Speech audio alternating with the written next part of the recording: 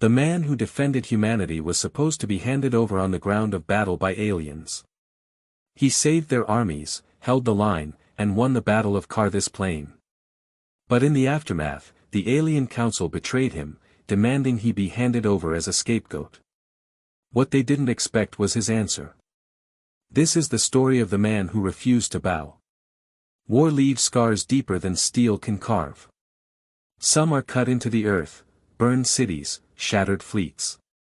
Others are cut into the soul, where betrayal festers long after wounds have closed. The galaxy would long remember the Battle of Carthis Plain. Not for the victory, but for the man who refused to bow, even when the allies he bled for tried to hand him over. The battlefield smoldered under a violet sky. Carthis Plain stretched for miles, a wasteland littered with broken tanks and fallen banners. Human Commander Marcus Hale staggered to his feet amid the smoke, blood drying on his cheek. His battalion, once 5,000 strong, stood reduced to hundreds. But they had held the line. The enemy, the core Dominion, had unleashed their war machines, towering mechs and psychic artillery. Yet Marcus's soldiers had refused to yield. With grit, coordination, and sheer human stubbornness, they'd stood long enough for their alien allies to regroup and strike. The core were routed. Carthis Plain belonged to the coalition. Or so Marcus thought. In the aftermath, the coalition leaders gathered in a shattered cathedral, its stained glass broken, the wind whistling through empty frames. The alien warlord Seleth, tall and serpentine, spoke first. The core demand recompense. They will not accept peace unless a scapegoat is offered. A symbol of surrender. All eyes turned to Marcus. You, Seleth hissed, are that symbol. The human who dared defy them. They will accept no other. Marcus blinked. You want to hand me over? After my people bled here, after I kept this world from falling? The chamber was silent. Some alien leaders looked away. Others nodded grimly. It is the only way, one said. Sacrifice one man, save thousands. Marcus stood slowly. His voice was quiet, but it carried through the ruined hall. I've heard those words before. Sacrifice one man, save the rest. But here's the thing, you keep sacrificing, and one day there's nothing left worth saving. He looked around the room, at faces that had cheered him on the battlefield hours ago, now avoiding his gaze. You call this peace? It's not peace. It's surrender dressed as mercy. The silence deepened. Even Seleth's sneer faltered. That night, Marcus was taken into custody by alien guards, ostensibly for protection.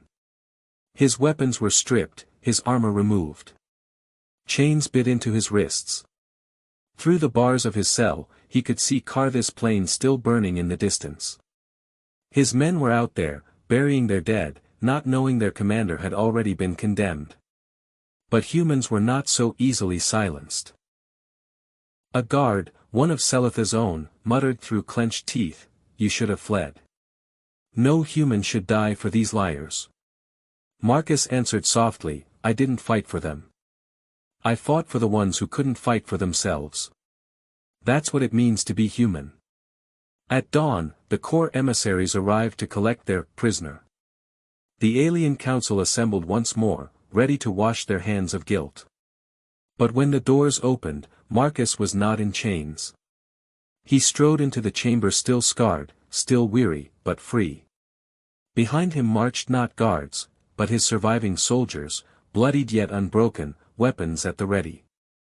Gasps rippled through the chamber. Marcus's voice rang out, "If you want me, you'll have to fight for me. And you'll learn what every empire learns when it comes to humanity, we don't break. We don't bow. Not today. Not ever." The core emissaries snarled, their psychic fire crackling in the air. But before they could strike, something unexpected happened. Several alien soldiers, members of the coalition, stepped forward. They lowered their weapons, joining the human side.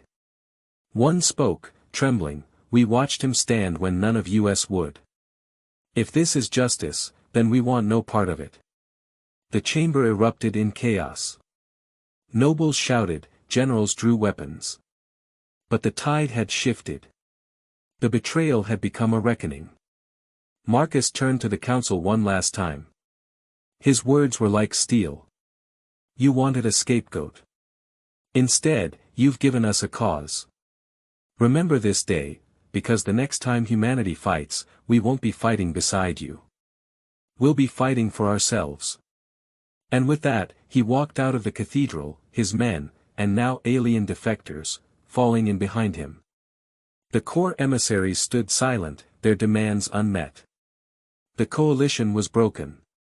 But a legend had been born. History would call it the betrayal at Carthis Plain. The day a human commander refused to bow, even when allies turned against him. The council saw him as an obstacle. The core saw him as a threat. But to the broken, the desperate, and the betrayed across the galaxy, he became something greater. A symbol. In the end, Marcus Hale proved the truth of humanity, that even when the world demands you fall, sometimes the greatest victory is simply to stand.